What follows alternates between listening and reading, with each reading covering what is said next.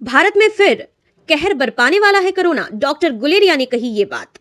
चीन में corona virus के मामलों में लगातार बढ़ोतरी हो रही है। चीन में कोविड के बढ़ते मामलों को देखते हुए भारत में भी कोरोना का खतरा काफी ज्यादा बढ़ गया है। कोरोना के बढ़ते मामलों को देखते हुए भारतीय सरकार एक्शन में आ चुकी है। हाल ही में भारत के स्वास्थ्य मंत्रालय ने एक मीटिंग बुलाई जिसमें कोरोना के संबंधित कई अहम फैसले लिए गए। मंगलवार को अखिल भारतीय आयुर्विज्ञान संस्थान के पूर्व डायरेक्टर रणदीप गुलेरिया ने कहा, भले में चीन में कोविड-19 के मामलों में तेजी से बढ़ोतरी हो रही है, लेकिन भारत में नेचुरल इन्फेक्शन और वैक्सीन कवरेज के हाई रेट के कारण चीन जैसी स्थिति नहीं होगी। डॉक्टर रणदीप गुलेरिया फिलहाल गुरुग्राम स्थित मेदांता अस्पताल में institute of internal medicine and respiratory and sleep medicine and director के चेयरमैन हैं। उन्होंने एक इंटरव्यू में बताया कि भारत में टेस्टिंग में कमी आई है। सर्दियों के मौसम में अक्सर लोग सर्दी, जुकाम या बुखार आने पर इसका टेस्ट नहीं कराते हैं। ऐसे में अगर कोरोना के टेस्ट होते रहेंगे तो म्यूटेशन का पता चल पाएगा। रणदीप गुलेरिया ने बताया कि पूरी दुनिया, खास तौर पर चीन और इटली में कोरोना महामारी जिस तरह से अपनी पीक पर थी और कोरोना के लाखों मामले सामने आ रहे थे, उसे देखते हुए हमने महसूस किया कि इस स्थिति से बचने के लिए ज्यादा तैयार रहना बेहतर है।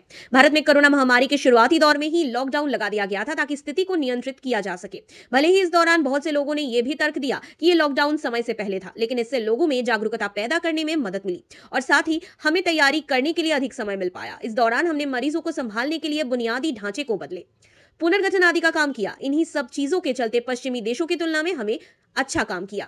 उन्होंने कहा, जब यह महामारी आई तो हमारे लोगों में इस वायरस से निपटने के लिए कोई इम्यूनिटी नहीं थी, जिस कारण कुछ लोगों को इस दौरान गंभीर इन्फेक्शन का सामना करना पड़ा। लेकिन अब कोरोना महामारी को लगभग 3 साल हो गए हैं और अब हम ऐसी स्थिति में हैं जहां हमारे लोगों में नेचुरल इन्फेक्शन और वैक्सीन कवरेज की दर बहुत ज्यादा है। उन्होंने बताया कि हमारे लोगों की इम्यूनिटी इतनी ज्यादा स्ट्रांग हो गई है कि कोई भी नया वायरस हमें गंभीरता से प्रभावित नहीं कर सकता। उन्होंने बताया कि पिछले 3 सालों में लोगों ने कोरोना वायरस के अलग अलग वेरिएंट्स जैसे अल्फा, बीटा, डेल्टा आदि सब वेरिएंट्स का सामना किया है, जिसके चलते भारतीयों के लिए कोरोना वायरस उतना खतरनाक साबित नहीं हो रहा है जितना पहले था। लेकिन हमने पिछले 1 साल के भीतर ओमिक्रॉन के कई अलग अलग रूप विकसित होते हुए देखा है। ये वेरिएंट्स एक दूसरे से बहुत ज्यादा अलग नहीं है, लेकिन इसके बावजूद हमें चीन में तेजी से बढ़ रहे कोरोना वायरस के VF7 वेरिएंट पर ध्यान देना होगा और इसके प्रति सतर्क भी रहना होगा। हमें नहीं पता है कि आने वाले वक्त में वायरस किस तरह से बिहेव करेगा। यह वायरस अब पहले से कम खतरनाक और स्थिर दिख रहा है, लेकिन हमें चीन में कोरोना की वजह से हो रहे हॉस्पिटलाइजेशन और मौतों पर करीबी से नजर रखनी होगी।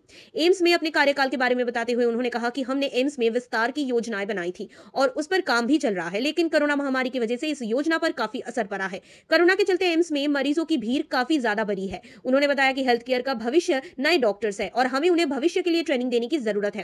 कोरोना महामारी के बाद से मेडिकल फील्ड में काफी बड़ा बदलाव आया है। ऐसे में जरूरी है कि हम नए डॉक्टर्स को इन बदलावों के बारे में ट्रेनिंग दें और उन्हें हर स्थिति से लड़ने के लिए मजबूत बनाएं।